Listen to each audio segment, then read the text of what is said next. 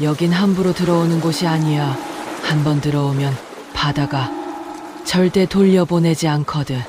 그날 바다는 우리 언니만 데려간 게 아니었어. 말순 75살. 그녀는 울릉도 나리분지 아래 깎아지른 절벽을 끼고 있는 작은 마을에서 태어나고 자랐습니다. 나리분지는 울릉도에서 유일하게 평지라고 부를 수 있는 지형입니다. 화산이 만들어낸 분화구가 세월이 지나 평평해진 그 분지 아래로 내려오면 다시 절벽이 시작되고 바다가 나타납니다. 말순의 집은 딱 그 경계쯤에 있었습니다. 뒤로는 울릉도의 험준한 지형이 버티고 앞으로는 동해 바다가 펼쳐지는 그 자리. 말순의 아버지는 어부였고 어머니는 해녀였습니다. 그러니 그녀에게 바다는 태어나면서부터 삶의 일부였습니다. 걸음마를 떼기 전부터 파도 소리를 들었고 학교에 가기 전부터 모래사장을 뛰어다녔습니다. 울릉도의 특산물인 오징어가 말려지는 냄새, 미역이 끓는 냄새, 짠바람 냄새, 그것들이 말순의 유년 시절을 가득 채웠습니다. 그리고 언니 말레가 있었습니다. 3살 터울의 언니. 말순이 기억하는 언니의 모습은 항상 웃고 있었습니다. 까무잡잡한 피부에 눈이 크고 선한 얼굴. 무엇이든 잘 먹고 누구에게든 잘 웃어주던 언니. 어릴 때 말순이 무릎을 긁히면 언니가 달려와 입으로 후후 불어주었고 겨울밤에 무서운 꿈을 꾸면 언니가 곁에 와서 손을 잡아주었습니다. 말레는 어릴 때부터 바다를 좋아했습니다. 겁이 없었습니다. 또래 아이들이 파도를 피해 뒤로 물러날 때 말레는 오히려 파도를 향해 달려나갔습니다. 물에 들어가는 것을 전혀 두려워하지 않았고 헤엄도 누가 가르쳐 준 것이 아니라 혼자 터득했습니다. 어머니가 물질을 나갈 때 언니는 항상 따라가겠다고 졸랐습니다. 나도 데려가. 나도 할 수 있어. 어머니는 처음에는 안 된다고 했습니다. 아직 너무 어리다고. 하지만 말레의 고집을 꺾기가 쉽지 않았습니다. 결국 10살이 되던 해봄, 어머니는 처음으로 말레를 데리고 바다에 나갔습니다. 그리고 말레는 그날 처음으로 물속에 얼굴을 담갔습니다. 어머니의 말에 따르면 말레는 물속에 얼굴을 담근 순간 전혀 무서워하지 않았다고 합니다. 오히려 눈을 크게 뜨고 물속을 신기하게 바라보았다고. 마치 오래전부터 기다리던 세상에 드디어 들어온 것처럼. 그 모습을 보면서 어머니는 생각했다고 합니다. 이 아이는 바다에서 태어난 아이라고. 말순이 처음 물질을 배운 것은 언니보다 2해 늦은 12살 때였습니다.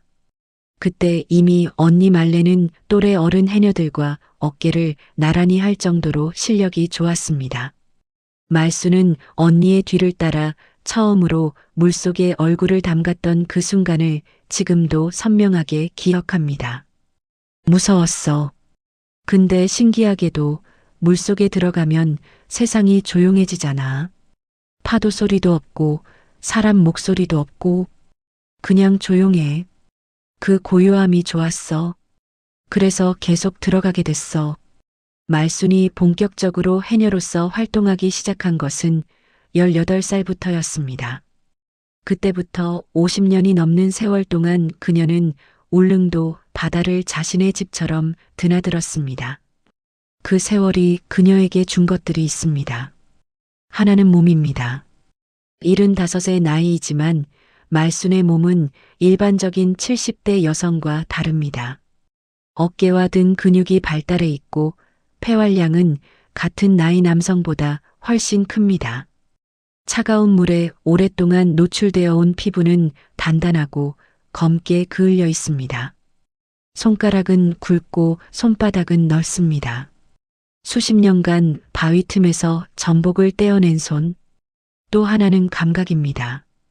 50년 동안 울릉도의 바다를 온몸으로 받아온 말순에게는 보통 사람이 가질 수 없는 감각들이 생겼습니다. 파도의 압력만으로 다가올 폭풍을 미리 읽어내는 능력. 파도가 발바닥을 치는 느낌만으로 멀리서 오는 기상 변화를 감지합니다.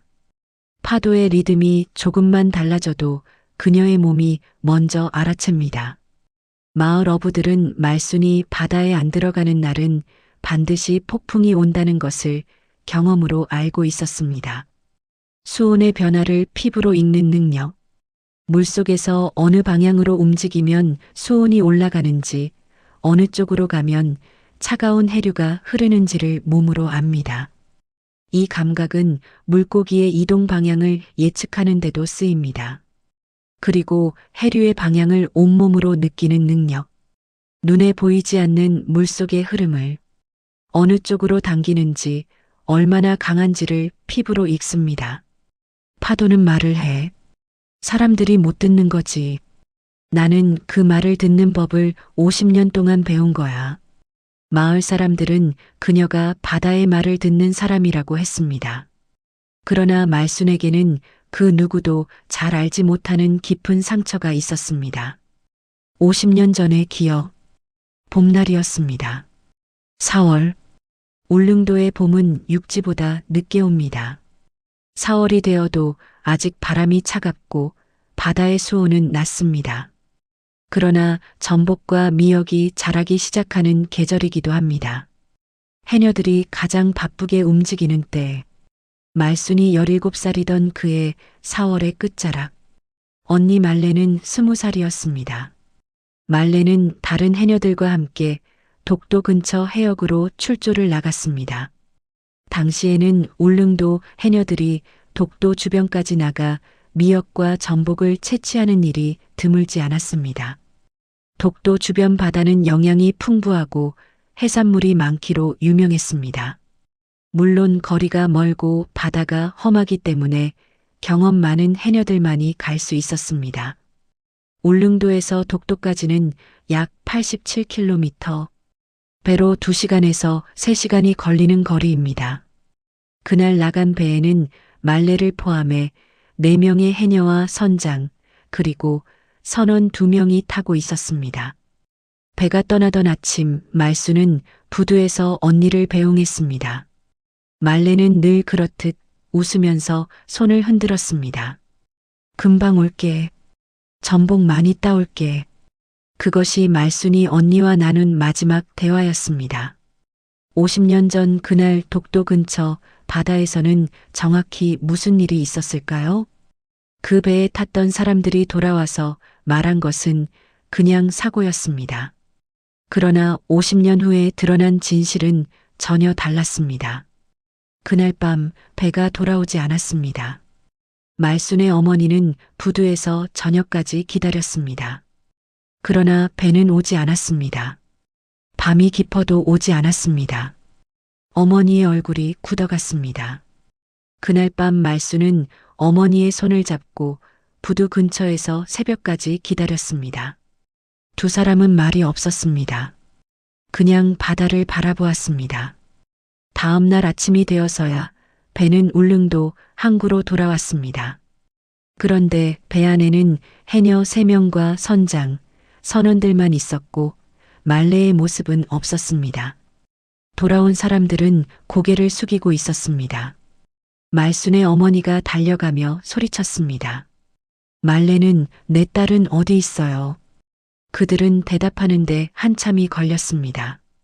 독도 근처에서 물질을 하다가 갑자기 해류가 바뀌어서 말레가 휩쓸렸어요. 우리가 찾으려 했는데.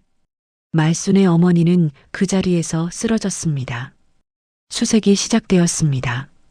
울릉도 어선 여러 척이 동원되었고 해군도 지원에 나섰습니다. 이틀 동안 독도 주변 해역을 샅샅이 뒤졌습니다. 그러나 말레의 흔적은 찾을 수 없었습니다.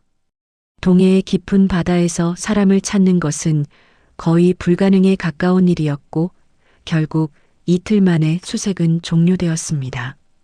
말레는 실종으로 처리되었습니다. 장례도 없었습니다.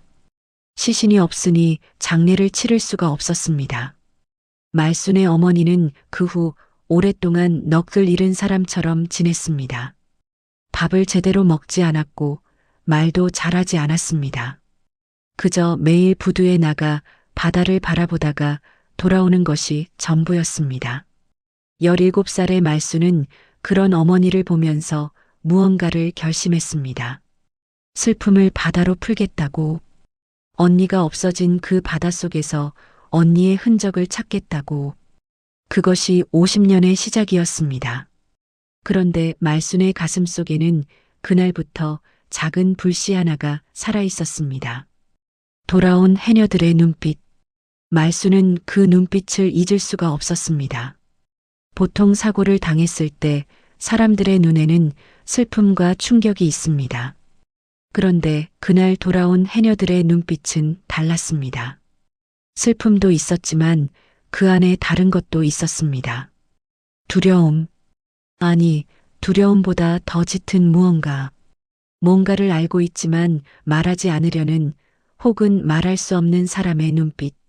어린 말수는 그것을 느꼈습니다. 그러나 그것을 표현할 말이 없었습니다. 그냥 가슴속에 묻어두었습니다. 50년이 지나도록 그의 가을이 왔습니다. 울릉도의 가을은 특별합니다. 섬 전체가 단풍으로 물드는 것은 육지와 같지만 울릉도의 단풍은 독특한 색깔을 가집니다. 울릉도에만 자라는 특산 식물들이 만들어내는 색깔. 섬 특유의 습한 공기와 강한 바람이 만들어낸 그 색깔은 어딘가 더 선명하고 더 쓸쓸합니다. 바다를 배경으로 한 단풍이라 그런지 육지의 단풍과는 다른 아름다움이 있습니다. 그리고 가을 바다는 여름보다 더 깊어집니다. 수온이 내려가면서 물이 더 투명해지고 그 투명함이 오히려 물속을 더 어둡고 깊어 보이게 합니다. 해녀들이 가장 좋아하는 계절이 가을인 이유입니다. 투명한 물속에서 해산물을 찾기가 더 쉽기 때문입니다. 물론 수온이 낮기 때문에 몸이 더 힘들기는 합니다. 말수는 그의 가을도 어김없이 바다로 나갔습니다. 울릉도 북쪽 해역, 삼서남 근처. 삼서남은 울릉도 북쪽에 있는 세 개의 거대한 바위입니다. 바다 위에 솟아있는 그 세 바위는 멀리서 보면 마치 세 명의 선녀가 서 있는 것 같다고 해서 삼서남이라는 이름이 붙었습니다. 그러나 가까이 가보면 전혀 선녀 같지 않습니다. 거칠고 검은 현무암 덩어리들이 파도에 깎여 만들어진 그 바위들은 가까이 다가갈수록 위압적입니다. 파도가 바위에 부딪히며 만들어내는 소리는 멀리서도 들릴 정도로 큽니다. 물속에서 본 삼서남은 더 압도적입니다. 수면 위에서 보이는 것보다 훨씬 더 큰 바위 덩어리들이 물속에 잠겨 있습니다. 거대한 수중 절벽이라고 해도 과언이 아닙니다. 그 사이사이로 복잡한 해류가 흐르고 바닥에는 크고 작은 바위들이 즐비합니다. 말수는 그날 수심 25m 지점까지 잠수했습니다. 삼서남 바위 북쪽 면의 협곡 같은 지형. 두 개의 커다란 바위가 맞닿아 만들어진 좁은 골짜기. 말순이 젊은 시절부터 자주 오던 곳이었습니다. 전복이 특히 많이 붙어 있는 바위면이 있어서였습니다. 그런데 그날은 뭔가 달랐습니다. 조류의 방향이 평소와 달랐습니다. 보통 이 지점에서는 남쪽에서 북쪽으로 약한 해류가 흐릅니다. 그런데 그날은 해류의 방향이 달라져 있었습니다. 아마도 조수의 변화 때문이었을 겁니다. 그 달라진 해류가 바위 사이에 모래를 쓸어냈고 평소에는 모래에 가려져 있던 바위 틈이 드러나 있었습니다. 말순의 눈에 무언가가 들어왔습니다. 두 바위 사이의 깊은 틈 안쪽에 뭔가가 끼어 있었습니다. 처음에는 쓰레기인 줄 알았습니다. 색이 어둡고 형태가 불분명했습니다. 그러나 가까이 다가갈수록 그것이 일반적인 바다 쓰레기가 아니라는 것을 직감했습니다. 뭔가 의도적으로 만들어진 형태, 규칙적인 모서리, 인공물이었습니다. 숨이 부족해진 말수는 수면으로 올라왔습니다. 숨비 소리를 내뱉으며 숨을 고른 후 다시 잠수했습니다. 더 가까이 다가갔습니다. 금속이었습니다. 검은 금속으로 만들어진 상자. 크기는 두 손으로 감쌀 수 있을 정도. 표면이 매끄럽고 이음새가 정교했습니다. 바위 틈에 단단히 끼어 있어서 쉽게 빠질 것 같지 않았습니다. 숨이 다시 부족해졌습니다. 올라와야 했습니다. 휙. 두 번째 잠수.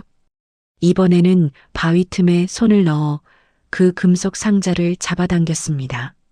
단단히 끼어 있었습니다. 힘을 주어 잡아당겼지만 꿈쩍도 하지 않았습니다. 다시 올라왔습니다. 휙. 세 번째 잠수. 이번에는 위치를 달리해서 접근했습니다. 바위 틈의 각도를 보니 한쪽 방향으로 밀면서 당기면 빠질 것 같았습니다. 말수는 그렇게 했습니다. 오른쪽으로 밀면서 동시에 위로 당겼습니다. 그러자 조금씩 움직이기 시작했습니다. 다시 밀고 당겼습니다. 그리고 마침내 그 금속 상자는 50년 만에 바위 틈에서 빠져나왔습니다. 숨이 한계에 달한 말수는 금속 상자를 품에 안고 수면을 향해 힘차게 발을 찼습니다. 수면 위로 올라온 말수는 배 위로 그것을 끌어올렸습니다. 가까이서 보니 정말 이상했습니다. 표면에 따개비 같은 것이 조금 붙어 있기는 했지만 전체적인 형태와 금속 표면은 놀랍도록 멀쩡했습니다. 녹이 거의 없었습니다. 특수 합금이거나 특수 코팅 처리가 된 것이 분명했습니다. 잠금 장치가 있었습니다. 그러나 오랜 세월에 약해진 상태였습니다. 말수는 조심스럽게 그러나 단호하게 그것을 열었습니다. 딸깍. 잠금이 풀렸습니다. 말수는 잠시 멈췄습니다. 왠지 모를 긴장감이 온몸을 감쌌습니다. 가슴이 두근거렸습니다. 75살의 노인이 50년 동안 바다에서 산전수전을 다 겪은 해녀가 작은 금속 상자 하나를 앞에 두고 왜 이렇게 긴장되는 것인지 말수는 천천히 뚜껑을 들어 올렸습니다. 그 상자 안에는 무엇이 들어 있었을까요? 상자 안에는 3가지가 들어 있었습니다. 첫 번째는 작은 천주머니였습니다. 두꺼운 기름 먹인 천으로 만들어진 주머니, 방수 처리가 되어 있었습니다. 말수는 그것을 조심스럽게 열었습니다. 안에는 머리핀 하나가 들어 있었습니다. 은빛 나비 모양의 머리핀, 날개를 활짝 편 나비, 한쪽 날개에 작은 꽃 모양의 장식이 달려 있었습니다. 50년이 지났지만 방수 주머니 안에 있었기 때문인지 빛이 살짝 바랬을 뿐 형태는 온전했습니다. 말수는 그것을 보는 순간 숨이 막혔습니다. 심장이 멈추는 것 같았습니다. 그 머리핀은 말레 언니의 것이었습니다. 말순이 10살 때 장날에 어머니와 함께 나가서 언니에게 사준 머리핀이었습니다. 오전에 어머니가 주신 용돈으로 시장 골목을 1시간 넘게 돌아다니다가 발견한 것. 은빛 나비 모양이 예뻐서 언니가 좋아할 것 같아서 샀던 그것. 언니는 그 머리핀을 받고 무척 기뻐했습니다. 그리고 그날부터 거의 매일 그 핀을 꽂고 다녔습니다. 물질을 할 때도 잠수복 가슴 주머니에 그 핀을 넣어 가지고 갔다고 했습니다. 항상 몸에 지니고 다녔던 그 머리핀. 그것이 50년 만에 다시 말순의 손 안에 돌아온 것이었습니다. 말순의 손이 떨렸습니다. 눈물이 흐르는 것도 모르고 말순은 그 머리핀을 손바닥 위에 올려놓고 오랫동안 바라보았습니다. 파도가 배를 흔들었습니다. 갈매기 소리가 멀리서 들려왔습니다. 언니, 그 한마디가 전부였습니다. 더 이상 말이 나오지 않았습니다. 한참 후 말수는 정신을 가다듬고 상자 안에 두 번째 물건을 꺼냈습니다. 두꺼운 방수 처리된 종이 묶음이었습니다. 표지에는 글씨가 적혀 있었습니다. 50년이라는 세월 동안 방수 처리 덕분에 글씨는 놀랍도록 또렷하게 남아 있었습니다. 선박 운항일지.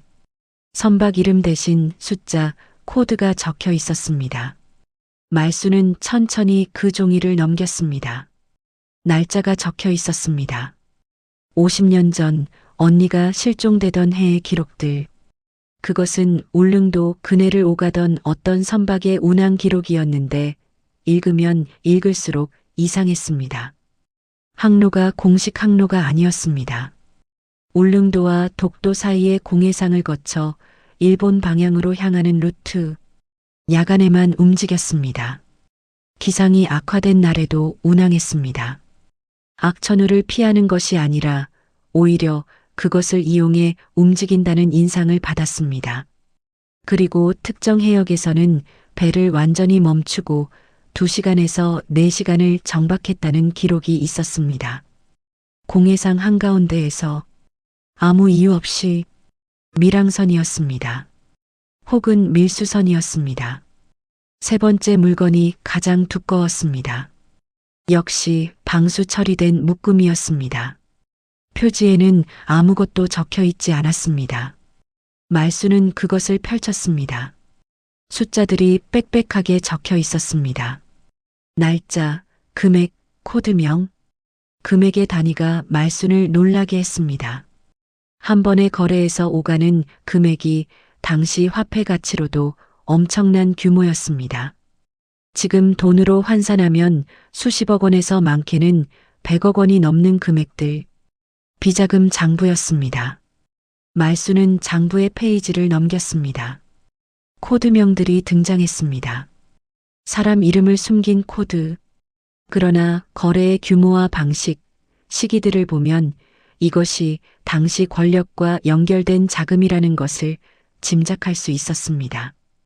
50년 전이면 경제 개발이 본격화되던 시기, 막대한 개발 자금이 오가던 시기, 그 과정에서 형성된 비자금을 국외로 빼돌리는 루트, 그리고 장부 맨 마지막 페이지. 말순의 손이 다시 떨리기 시작했습니다. 누군가가 급하게 적어놓은 글씨였습니다.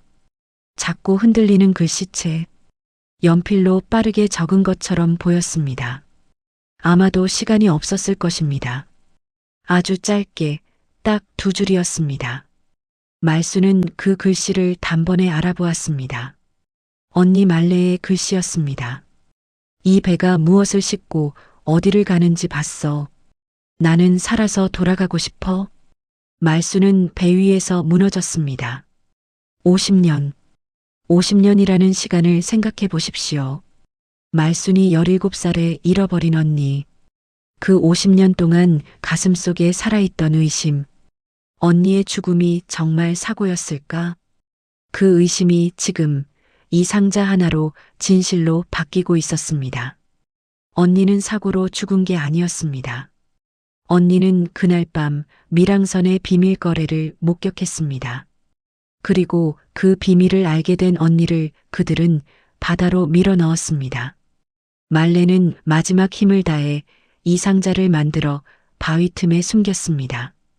자신이 살아 돌아가지 못할 것을 직감하면서도 이 진실이 언젠가는 세상에 드러나기를 바라면서, 그리고 50년 후 그 상자는 말레의 언니에게 발견되었습니다. 바다가 기억하고 있었습니다. 50년 동안 말순이 방수함을 건져 올린 날로부터 사흘이 지났습니다. 그 사흘 동안 말순은 집안에서 방수함의 내용물을 꼼꼼히 살폈습니다. 운항 일지와 비자금 장부를 반복해서 읽었습니다. 코드명들을 노트에 적어 기억하려 했습니다. 50년 전 울릉도의 기억을 하나씩 떠올렸습니다. 당시 힘있던 사람들의 이름, 육지에서 울릉도를 드나들던 인물들. 그리고 그녀는 생각했습니다. 이것을 가지고 어떻게 해야 할까? 경찰에 가져가야 할까? 아니면 기자에게? 아니면 더 큰 기관에? 그러나 그 생각에 아직 정리가 안 된 상태에서 섬에 낯선 사람들이 나타났습니다. 울릉도 항구에 작은 배 한 척이 들어온 것은 말순이 방수함을 건진 지 나흘째 되는 날 오전이었습니다. 배는 흰색이었고 선체에는 해양탐사연구소라는 글씨가 파란색으로 적혀 있었습니다. 배 위에는 각종 탐사 장비들이 실려 있었습니다. 그리 크지 않은 배였지만 장비들은 고급스럽고 최신식이었습니다. 배에서 내린 사람들은 4명이었습니다. 30대에서 40대 사이로 보이는 남자들. 검은 기능성 재킷을 입고 있었고 모두 짧은 머리에 체격이 좋았습니다. 그들은 울릉도 관광객들처럼 행동하려 했습니다. 마을 식당에서 밥을 먹고 돌아다니며 사진을 찍고 숙소에 짐을 풀었습니다. 그들이 마을 어촌계 사무소에 들러 말한 것은 삼서남 근처 해역에서 특이한 해류 현상을 연구하는 중이라는 것이었습니다. 그러나 말순의 눈에는 그들이 다르게 보였습니다. 50년 동안 파도의 압력으로 폭풍을 예측해온 그 감각이 이번에는 사람에게서 위험을 감지하고 있었습니다. 연구자라는 사람들이 왜 저렇게 주변을 경계하는 눈빛일까? 왜 마을 어촌계 사무소를 기웃거리며 최근 물질 기록을 물어볼까? 그리고 왜 나를 보면 저렇게 신경 쓰는 눈치일까? 말순은 그날 저녁 방수함을 집에서 꺼내 다른 곳으로 옮겼습니다. 아직 무슨 일이 일어날지 모르지만 직감이 경고를 보내고 있었습니다. 이틀 후 말순의 집에 이상한 흔적이 나타났습니다. 그날 말순은 마을 아래쪽 어촌계 모임에 다녀오느라 오전 내내 집을 비웠습니다. 돌아와 보니 집안이 뒤집혀 있지는 않았습니다. 그러나 말순의 눈에는 이상한 것들이 보였습니다. 서랍이 아주 조금 다르게 닫혀 있었습니다. 항상 닫혀 있던 맨 아래 서랍이 약간 열려 있었습니다. 작은 차이지만 50년 동안 그 집에서 살아온 말순의 눈에는 즉시 보였습니다. 항상 책 사이에 끼워둔 오래된 사진 한 장이 아주 조금 위치가 달라져 있었습니다. 냉장고 옆 작은 수납장. 거기 두었던 오래된 약봉지들의 순서가 바뀌어 있었습니다. 누군가 집안을 뒤졌습니다. 그것도 흔적을 남기지 않으려고 매우 조심스럽게. 말순은 즉시 생각했습니다. 그들이 찾는 것이 방수함이라는 것을, 그리고 방수함이 집에 없다는 것을 알고 갔을 것이라는 것을. 그들은 다음에는 말순을 직접 압박할 것입니다. 그 다음 날부터 그들의 감시가 노골적으로 시작되었습니다. 말순이 해변에 나가면 어디선가 그들 중 한 명이 나타났습니다. 너무 가깝지도 멀지도 않은 거리. 눈이 마주치면 자연스럽게 다른 방향을 봤습니다. 그러나 말순이 방향을 바꾸면 그도 방향을 바꿨습니다. 말순이 어촌계 사무소에 들르면 잠시 후 그들 중 한 명이 근처에 나타났습니다. 마을 작은 슈퍼에서 장을 볼 때도 마찬가지였습니다. 그들의 배는 말순이 물질을 나가는 삼서남 해역 근처를 배회했습니다. 탐사 장비를 돌리는 척하면서 실제로는 그 해역을 감시하는 것이 분명했습니다. 말순은 사흘째 되는 밤 마을 불을 다 끄고 어두운 방 안에서 홀로 생각에 잠겼습니다. 이 사람들은 누구인가? 50년 전 그 비밀이 지금도 이토록 강하게 살아있는 이유는 무엇인가? 그 비자금을 만든 사람들은 이미 노인이 되었거나 세상을 떠났을 텐데 왜 지금 이 시간에도 이토록 집요하게 움직이는 것인가? 그리고 그들은 어떻게 말순이 방수함을 건졌다는 것을 알았을까? 그 의문의 답은 나중에 밝혀집니다. 말순이 방수함을 건져 올리던 날 삼서남 근처에 다른 어선 한 척이 지나갔습니다. 말순도 봤습니다. 멀리서 지나가는 배. 그냥 지나가는 배라고 생각했습니다.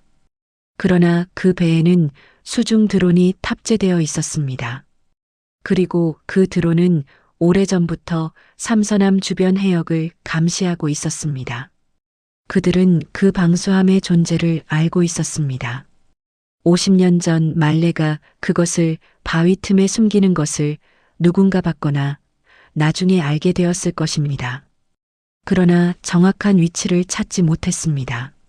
수십 년 동안 삼서남 근처 해역을 드론으로 감시해 왔지만 그 방수함은 모래 속에 혹은 해초 아래에 숨겨져 있어서 찾을 수 없었습니다. 그런데 그해 가을, 조류의 변화로 바위 틈이 드러났고 말순이 그것을 찾아낸 것입니다. 드론의 카메라가 그 장면을 포착했고 그 영상이 즉각 전달되었습니다. 나흘 만에 그들이 울릉도로 들어온 것입니다. 말순은 그날 밤 결심했습니다. 육지에서라면 그들을 당해낼 수 없습니다. 숫자도 많고 조직도 있고 자금도 있습니다. 육지에서 말순은 그냥 늙은 해녀일 뿐입니다. 그러나 바다에서는 다릅니다. 울릉도의 바다, 그것도 말순만이 아는 그 깊은 곳에서는 그들이 아무리 최신 장비를 갖추고 있어도 말순을 당해낼 수 없습니다. 말순은 그 밤부터 사흘 동안 조용히 그러나 치밀하게 준비를 시작했습니다. 말순이 준비한 것은 무기가 아니었습니다.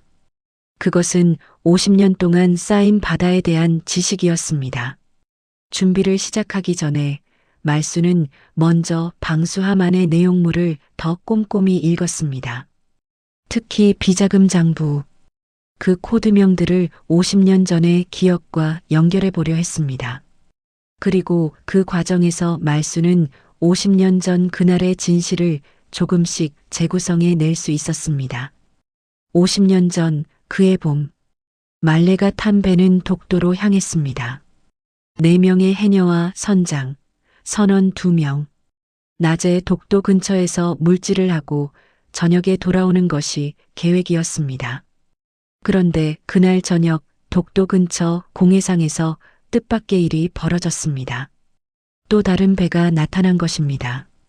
운항 일지에 기록된 그 시간대, 50년 전 그날 저녁 독도 북쪽 공해상에서 2배가 만났습니다. 해녀들을 태운 배와 밀항선이라 부를 수 있는 그 배. 원래 그 공해상에서의 만남은 완전히 비밀이어야 했습니다. 아무도 없는 바다 한가운데에서 자금을 이동시키는 거래. 그런데 예상치 못하게 해녀들의 배가 그 근처에 있었습니다. 선장은 당황했습니다. 해녀들을 최대한 멀리 있게 하고 싶었지만 날이 어두워지기 시작했고 귀향 준비를 해야 했습니다. 그 과정에서 말레가 우연히 2배 사이에서 이루어지는 거래를 목격했습니다.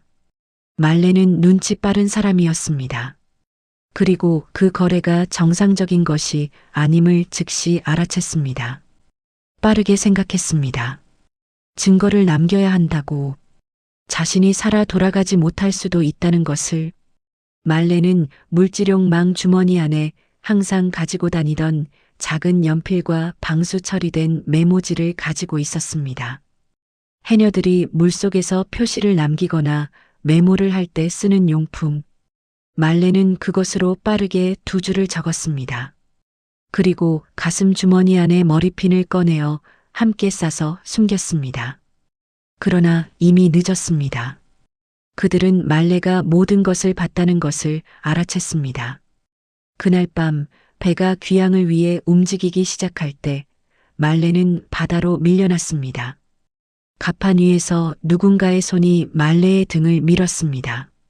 어둠 속에서 거친 파도 소리 속에서 나머지 해녀들은 그 순간을 목격했지만 즉각적인 위협 앞에서 아무것도 할 수 없었습니다. 선장은 나머지 해녀들에게 말했습니다. 이것을 밖에 말하면 너희도 가족도 살아남지 못한다고. 그 협박이 50년 동안 3명의 해녀를 침묵시켰습니다. 이것이 50년 전의 진실이었습니다. 말순은 그것을 읽으면서 온몸이 얼어붙는 것 같았습니다. 분노가 차올랐습니다. 슬픔도 차올랐습니다. 그러나 가장 강하게 느껴진 것은 결심이었습니다. 이것을 반드시 세상에 드러내야 한다고. 준비는 치밀했습니다. 사흘 동안 말순은 3가지를 했습니다. 첫째, 방수함 안의 내용물을 3부분으로 나누어 복사하고 방수 처리를 했습니다. 원본은 하나지만 가능한 한 내용을 여러 곳에 분산시켜 두었습니다. 한 곳이 발각되더라도 다른 곳에서 증거가 살아남을 수 있도록. 첫 번째 장소는 마을 어촌계 사무소의 낡은 창고. 말순이 평생 알고 지낸 어촌계 계장에게 봉투 하나를 맡기며 말했습니다. 내가 사흘 안에 찾으러 오지 않으면 이걸 울릉도 해경에 가져가 주소. 절대 다른 데는 열어보지 말고. 계장은 영문도 모르면서 고개를 끄덕였습니다. 50년을 알고 지낸 말순의 말을 거역할 이유가 없었습니다. 두 번째 장소는 마을 뒤편 산속의 낡은 창고. 어릴 때 언니 말레와 함께 놀던 그 창고. 바닥의 돌 아래에 숨겼습니다. 세 번째 장소는 바다속이었습니다. 말순이 아는 특별한 장소. 그것을 아는 사람은 이 세상에 오직 말순 한 사람뿐이었습니다. 둘째, 말순은 울릉도 해경에 오래 알고 지낸 경비대원을 찾아갔습니다. 직접 모든 이야기를 한 것은 아니었습니다. 다만 이렇게 말했습니다. 내가 삼서남 쪽 바다에서 신호탄을 쏘면 바로 와주소. 수상한 배가 있을 거니까 그 배 사람들을 잘 살펴봐야 할 것 같소. 나를 해치려는 사람들이야. 경비대원은 갑작스러운 말에 당황했지만 말순의 눈빛에서 뭔가 심상치 않음을 느꼈습니다. 50년 동안 울릉도 바다에서 살아온 이 해녀가 저런 눈빛을 짓는다면 정말로 뭔가 있는 것이 분명했습니다. 알겠습니다. 신호탄 보이면 바로 출동하겠습니다. 셋째, 말순은 해중 동굴로 통하는 경로를 마음속으로 다시 한번 완벽하게 정리했습니다. 삼서남 북쪽 바위 아래 수심 15m 지점에 있는 좁은 입구. 평소에는 해초로 가려져 있는 그 입구. 그 안으로 들어가면 좁은 통로가 이어지고 더 깊이 들어가면 넓은 공간이 나오는 해중 동굴. 그리고 천장에 자연적으로 형성된 공기 포켓. 그 포켓에서는 잠수 장비 없이도 숨을 보충할 수 있습니다. 말순은 그 동굴을 50년 전에 처음 발견했습니다. 어린 시절 언니와 함께 물질을 하다가 우연히 들어간 그 동굴. 그리고 그 이후로 한 번도 다른 사람에게 알리지 않았습니다. 자신만의 비밀 장소로 간직해온 곳. 그 동굴 안에서 소리가 어떻게 퍼지는지를 말순은 50년 동안 경험으로 알고 있었습니다. 어느 지점에서 어떤 소리를 내면 동굴 전체에 어떻게 울리는지, 어느 방향으로 어떤 해류가 흐르는지, 어느 통로가 막힌 곳이고 어느 통로가 출구로 이어지는지, 그 모든 것이 말순의 몸과 기억 안에 새겨져 있었습니다. 준비가 끝났습니다. 그날 새벽 말순은 잠수복을 챙겨 조용히 집을 나섰습니다. 날이 밝기 전이었습니다. 동이 트기 1시간 전에 울릉도. 하늘에는 별이 총총하고 바다는 어둡고 조용했습니다. 그러나 그들은 이미 기다리고 있었습니다. 말순의 집 근처에서 밤새 감시를 하고 있던 그들 중 한 명이 말순이 나오는 것을 봤습니다. 즉시 나머지에게 연락이 갔습니다. 말순이 자신의 작은 배로 향하는 사이 그들의 배에서는 불이 켜지고 잠수 장비를 챙기는 소리가 났습니다. 말순은 그것을 들었습니다. 작은 불빛이 그들의 배에서 움직이는 것도 봤습니다. 그러나 서두르지 않았습니다. 오히려 더 천천히 여유 있게 자신의 배에 짐을 실었습니다. 마치 아무것도 모르는 사람처럼 배가 출발했습니다. 삼서남 방향으로. 뒤에서 그들의 배가 따라왔습니다. 삼서남 앞바다. 동이 트기 시작하는 시간이었습니다. 하늘의 동쪽 끝이 조금씩 밝아오고 있었지만 바다는 아직 어두웠습니다. 물빛이 검었습니다. 파도 소리만 크게 들렸습니다. 말순은 배를 세웠습니다. 그리고 그들의 배가 다가오는 것을 확인하면서 잠수복을 입기 시작했습니다. 천천히 여유 있게 50년을 입어온 잠수복. 손발이 알아서 움직였습니다. 그들의 배가 말순의 배 가까이 다가왔습니다. 4명 중 2명이 잠수 장비를 갖추고 있었습니다. 그들도 물속에 들어올 준비를 하고 있었습니다. 말순은 그것을 확인하고 바다로 뛰어들었습니다. 물속. 순간적으로 세상이 바뀌었습니다. 파도 소리가 사라졌습니다. 바람 소리도 사라졌습니다. 오직 물소리만 남았습니다. 그리고 그 물소리도 금방 익숙해졌습니다. 말순이 50년 동안 들어온 그 소리. 수면 아래로 들어온 말순은 잠시 눈을 감았습니다. 어두웠습니다. 동이 트기 시작하는 시간이라 수면 위는 조금씩 밝아오고 있었지만 물속은 여전히 어두웠습니다. 특히 수심이 깊어질수록 완전한 어둠에 가까워졌습니다. 그러나 말순에게 이 어둠은 낯설지 않았습니다. 50년 동안 이 어둠 속에서 살았습니다. 눈이 아니라 몸으로 방향을 잡았습니다. 해류의 방향, 수온의 변화, 바위의 질감. 그것들이 말순에게 지도가 되어 주었습니다. 말순은 빠르게 움직였습니다. 수심 15m 지점을 향해, 삼서남 북쪽 바위 아래를 향해. 뒤에서 2 남자가 잠수했습니다. 최신 잠수 장비를 갖추고 있었습니다. 강력한 수중 손전등, 충분한 산소통, 고성능 마스크, 그리고 그들의 손에는 뭔가가 들려 있었습니다. 무기. 아마도 수중에서 쓸 수 있는 것들. 그들은 손전등으로 사방을 비추며 말순을 찾았습니다. 그러나 말순의 모습은 이미 어둠 속으로 사라져 있었습니다. 삼서남 북쪽 바위 아래 수심 15m. 말순은 그 해초 덮인 입구를 찾았습니다. 50년 동안 수없이 드나든 그 입구. 손이 알아서 해초를 걷어냈습니다. 좁은 틈이 드러났습니다. 말순은 몸을 틀어 그 틈으로 들어갔습니다. 좁은 통로. 바위 벽이 양쪽을 조였습니다. 일반 체형의 성인 남성이라면 통과하기 어려울 정도로 좁은 곳. 50년 동안 바다에서 살아온 말순의 마른 몸이 그 통로를 통과했습니다. 통로를 지나자 공간이 조금 넓어졌습니다. 그리고 더 들어가자 다시 좁아졌다가 또 넓어졌습니다. 미로 같은 구조. 그러나 말순에게는 완벽하게 익숙한 길이었습니다. 더 깊이 들어갔습니다. 수심이 조금씩 깊어졌습니다. 그리고 마침내 천장에 공기 포켓이 있는 지점에 도달했습니다. 말순은 위로 올라가 공기 포켓으로 얼굴을 내밀었습니다. 공기가 있었습니다. 축축하고 바위 냄새가 났지만 숨을 쉴 수 있는 공기였습니다. 여기에 공기가 있다는 것을 말순은 50년 전에 알았습니다. 그리고 50년 동안 누구에게도 말하지 않았습니다. 말순은 천천히 숨을 고르며 기다렸습니다. 그들이 동굴 입구를 찾아 들어올 때까지. 그들은 오래 걸리지 않았습니다. 수중 손전등의 빛이 동굴 입구 쪽에서 흔들리는 것이 보였습니다. 그들이 동굴 입구를 발견한 것입니다. 그러나 통로가 너무 좁았습니다. 한 명이 먼저 들어오려 했습니다. 그러나 몸이 끼었습니다. 잠수 장비 때문에 통과가 어려웠습니다.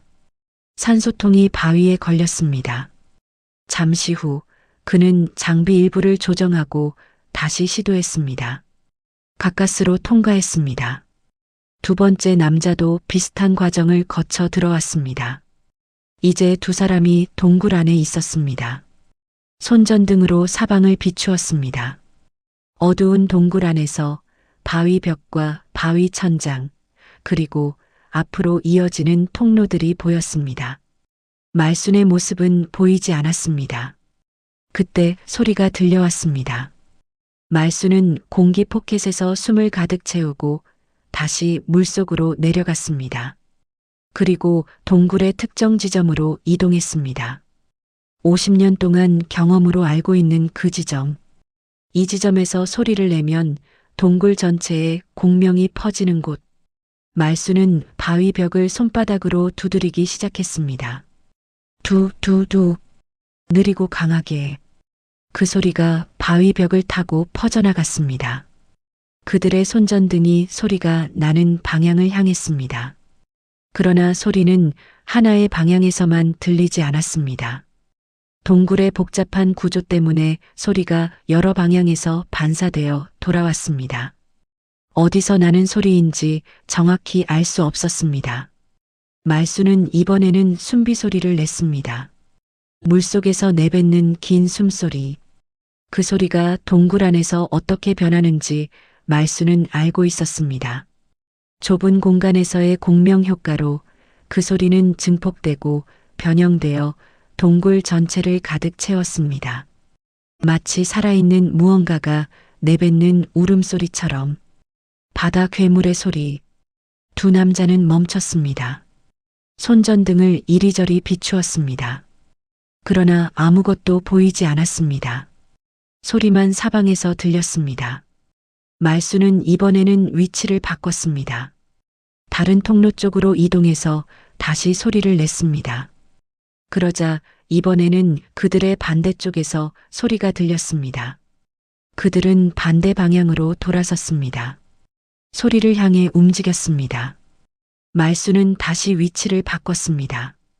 이번에는 위쪽에서 소리를 냈습니다.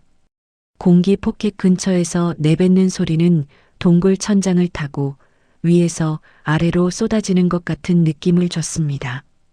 그들은 완전히 혼란에 빠졌습니다. 어디서 소리가 나는 건지 알 수 없었습니다.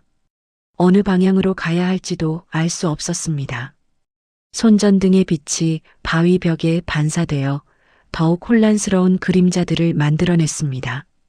좁은 통로에서 방향을 바꾸려 할 때마다 산소통이 바위에 부딪혔습니다. 그들 중 한 명이 출구를 찾으려 움직이기 시작했습니다.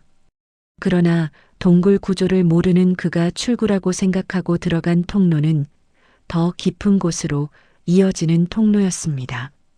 이제 두 명 모두 더 안쪽으로 들어와 있었습니다. 말수는 그 상황을 정확하게 파악하고 있었습니다. 해류의 움직임이 달라지면 누군가 움직이는 것이고 빛의 위치가 바뀌면 그들의 방향이 바뀐 것입니다. 말수는 어둠 속에서 그것을 읽었습니다.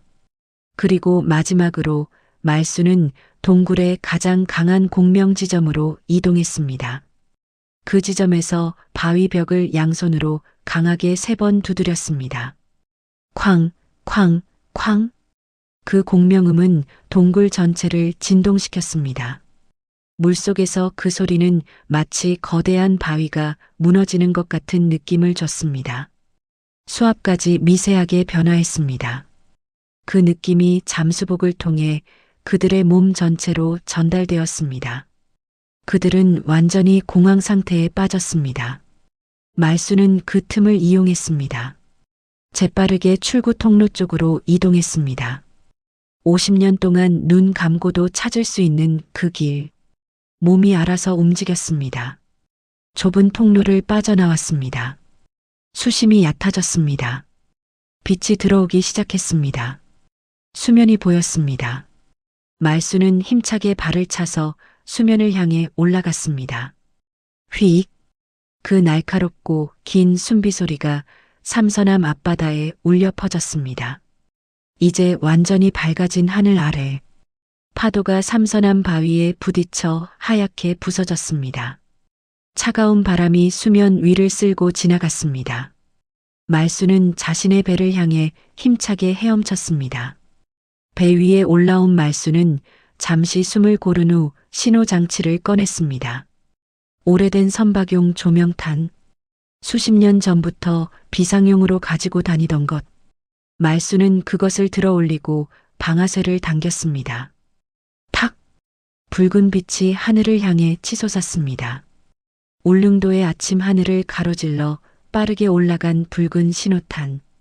멀리서도 충분히 보일 만큼 강렬한 빛이었습니다. 말수는 그 빛이 쓰러지는 것을 바라보면서 배 위에 앉았습니다. 몸이 떨렸습니다.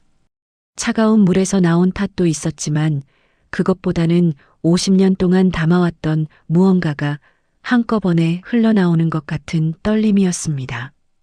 말수는 잠수복 안에 숨겨 넣었던 언니 말레의 머리핀을 꺼냈습니다.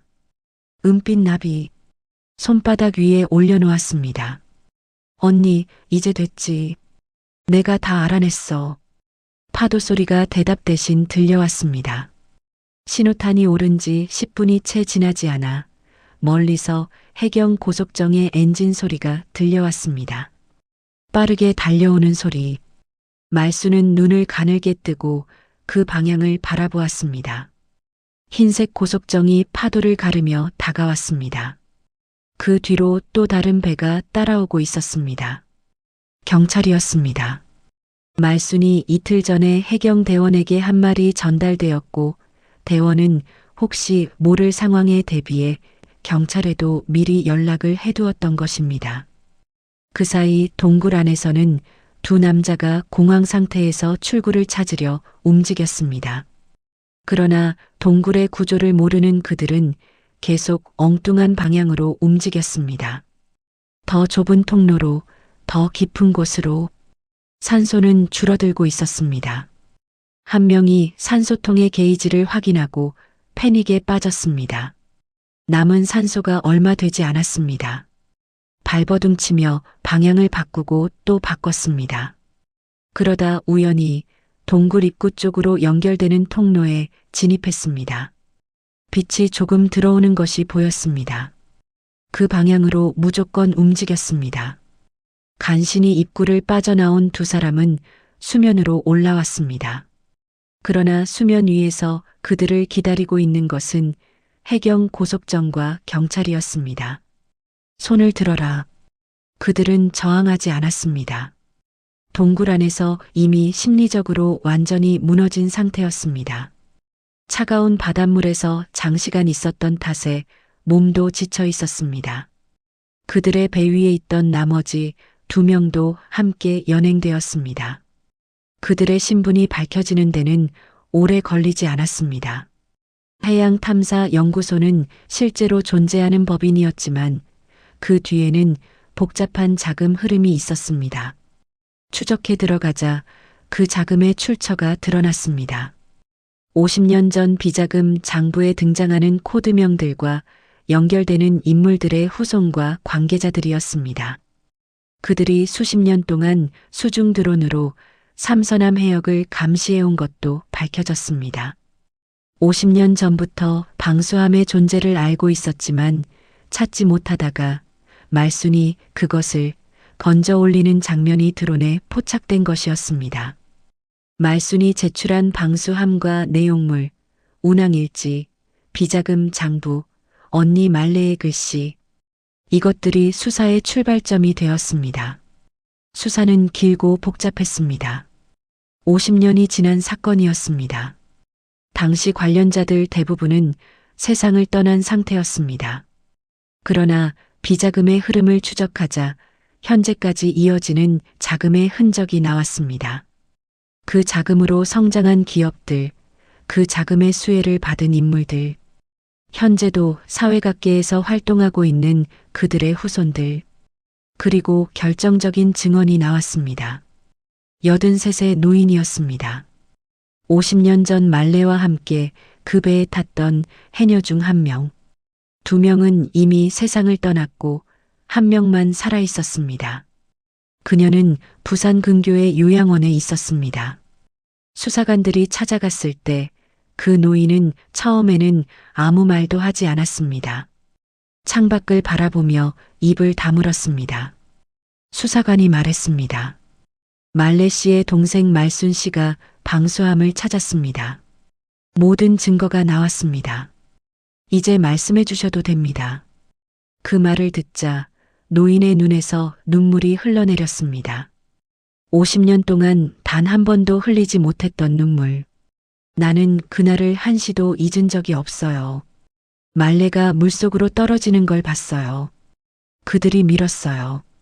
나는 무서워서 아이들이 있어서 말을 못했어요. 평생 그게 한이 됐어요. 50년 만의 증언. 그 증언과 함께 말레의 사망이 사고가 아닌 타살이었음이 공식적으로 밝혀졌습니다.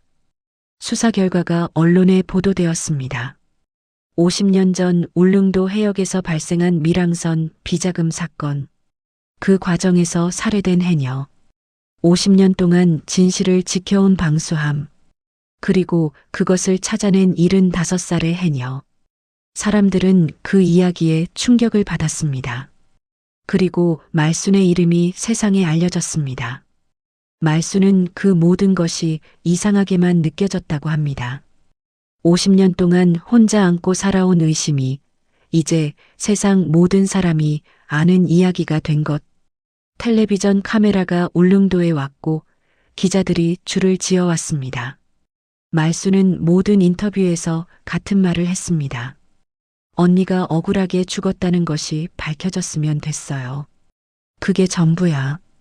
수사가 마무리되어 가던 어느 저녁, 말순은 다시 삼선암 앞바다로 배를 몰았습니다. 혼자였습니다. 달이 밝은 저녁이었습니다. 파도는 잔잔했습니다. 삼선암의 새 바위가 달빛을 받아 검게 빛났습니다. 말순은 엔진을 끄고 배를 흔들리는 대로 두었습니다. 그리고 잠수복 안에 품고 다니던 언니의 머리핀을 꺼냈습니다. 은빛 나비 모양의 머리핀. 달빛을 받아 반짝였습니다. 말순은 오랫동안 그것을 손바닥 위에 올려놓고 바라보았습니다. 그 핀을 처음 샀던 날이 생각났습니다.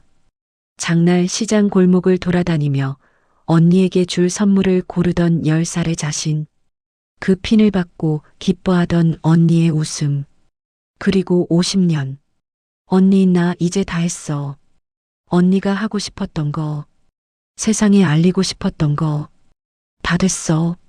말순은 그 머리핀을 바다에 띄워보냈습니다. 달빛을 받아 잠시 반짝이던 은빛 나비가 천천히 물속으로 가라앉았습니다. 파도가 한번 크게 일었습니다. 마치 바다가 대답하는 것처럼. 말순은 그것을 보면서 처음으로 울지 않았습니다. 눈물이 나지 않았습니다. 대신 가슴속 깊은 곳에서 뭔가가 조용히 풀리는 느낌이 들었습니다. 50년 동안 꽉 묶여있던 무언가가 천천히 풀려나가는 느낌. 말순은 한참 동안 그 자리에 앉아 있었습니다.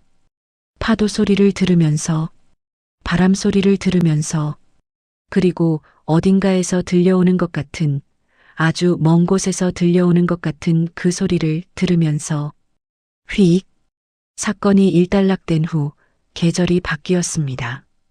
울릉도에 겨울이 왔습니다. 울릉도의 겨울은 혹독합니다. 북서쪽에서 불어오는 강한 바람이 섬 전체를 뒤흔듭니다. 파도는 여름의 배 이상으로 높아지고 거친 물살이 절벽을 때립니다.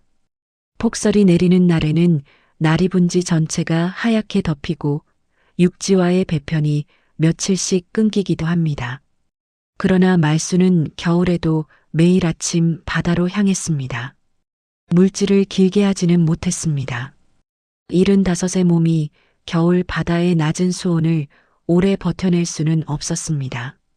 예전에는 겨울에도 한번 잠수하면 2, 3분을 거뜬히 버텼는데 요즘은 그보다 훨씬 짧아졌습니다.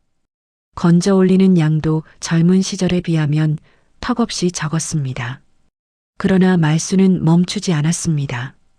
마을 사람들이 걱정했습니다. 어촌계 계장이 찾아와 말했습니다. 이제 좀 쉬어도 되지 않겠냐고. 나이가 있으니 겨울에는 바다에 들어가지 말라고. 뭔가 아프면 큰일이 난다고. 말순은 그 말을 들으며 조용히 웃었습니다. 걱정해줘서 고마운데 나는 바다를 쉬면 더 이상해져. 계장은 그 말의 의미를 완전히 이해하지 못한 것 같았습니다. 그러나 말순의 눈빛을 보면서 더 이상 말리지 않았습니다. 그 눈빛에 담긴 것이 무엇인지 말은 못해도 느낄 수 있었습니다. 말순이 매일 아침 바다로 향하는 이유를 제대로 이해하는 사람은 울릉도에서도 거의 없었습니다. 사람들은 생각했습니다. 50년을 해온 일이니까 몸에 밴 것이라고, 혹은 바다에 생계가 있으니까라고.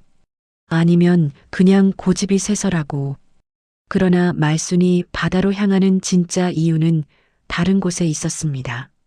물속에 잠기는 순간의 그 고요함.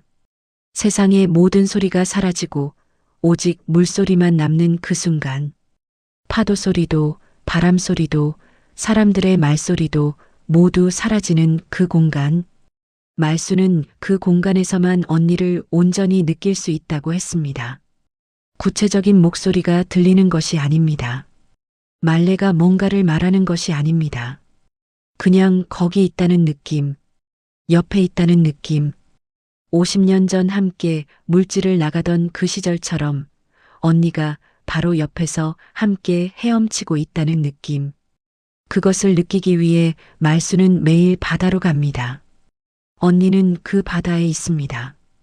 50년 전에 그 바다가 언니를 데려갔지만 그것은 또한 언니가 그 바다에 영원히 머물게 되었다는 의미이기도 했습니다. 삼서남의 검은 바위 아래 차갑고 어두운 물속에 말순이 잠수할 때마다 느껴지는 그 고요함 안에 말순은 그것을 알기 때문에 바다를 떠날 수 없었습니다. 바다가 언니를 빼앗아 갔지만 바다가 동시에 언니를 품고 있기 때문에 해녀 문화는 무형문화재로 지정되어 있습니다. 그러나 현실에서 해녀의 수는 계속 줄어들고 있습니다. 제주도는 그나마 해녀 학교를 만들고 후계자를 양성하려는 노력을 하고 있지만 울릉도는 더 심각합니다. 울릉도 해녀의 수는 최근 수십 년 동안 급격히 감소했습니다. 젊은 사람들이 육지로 떠나고 해녀 일을 이어받으려는 후계자가 없습니다. 말수는 그것이 안타깝다고 합니다. 바다가 이렇게 많은 것을 주는데, 이렇게 많은 것을 가르쳐 주는데, 사람들이 모르고 있어. 말순이 젊은 시절에는 울릉도에만 해도 수십 명의 해녀가 있었습니다. 그들이 함께 물질을 나가던 그 시절, 배 위에서 함께 숨비 소리를 내뱉으며 서로를 확인하던 그 시절, 바다에서 나와 함께 밥을 먹고 함께 이야기를 나누던 그 공동체, 그것이 많이 사라졌습니다. 이제 울릉도에서 현역으로 물질을 나가는 해녀는 손에 꼽을 정도입니다. 그중 가장 나이 많은 사람이 말순입니다. 가장 오래, 가장 깊이, 가장 많은 이야기를 품고 있는 사람. 봄이 왔습니다. 울릉도의 봄은 육지보다 늦습니다. 4월이 되어도 아침 저녁으로 바람이 쌉니다. 그러나 바다는 조금씩 색이 달라집니다. 겨울의 무거운 회색에서 봄의 투명한 파란색으로 그 색의 변화를 말수는 누구보다 잘 압니다. 어느 봄날 아침 말수는 평소보다 조금 일찍 일어났습니다. 잠수복을 챙겼습니다. 오래된 오리발, 50년이 넘은 것들도 있고 비교적 새 것도 있었습니다. 물안경은 항상 새 것을 씁니다. 오랜 경험으로 물안경의 중요성을 너무 잘 알기 때문입니다. 배를 몰아 삼서남 앞바다로 나갔습니다. 아침 햇살이 수면 위를 가르고 있었습니다. 파도가 잔잔하게 일렁였습니다. 삼서남의 새 바위가 아침 햇살을 받아 약간 붉게 빛났습니다. 말수는 배 위에서 잠시 멈췄습니다. 이 광경을 50년이 넘게 봐왔습니다. 같은 바다, 같은 바위, 같은 파도. 그러나 볼 때마다 조금씩 다릅니다. 빛의 각도가 다르고 파도의 리듬이 다르고 바람의 온도가 다릅니다. 50년 동안 단 하루도 같은 바다를 본 적이 없었습니다. 그것이 말순이 매일 바다에 나오는 또 다른 이유였습니다. 말순은 잠수복에 지퍼를 올리고 물안경을 썼습니다. 오리발을 발에 끼웠습니다. 그리고 잠시 숨을 고른 후 바다로 뛰어들었습니다. 차가운 물이 온몸을 감쌌습니다. 봄 바다는 아직 차갑습니다. 그러나 말순의 몸은 그 차가움에 익숙합니다. 50년이 넘는 세월이 몸을 단련시켰습니다. 물속으로 들어갔습니다. 세상이 조용해졌습니다. 파도 소리가 사라지고 바람 소리가 사라지고 오직 물소리만 남았습니다. 그리고 그 물소리도 익숙해지면서 한없이 조용해졌습니다.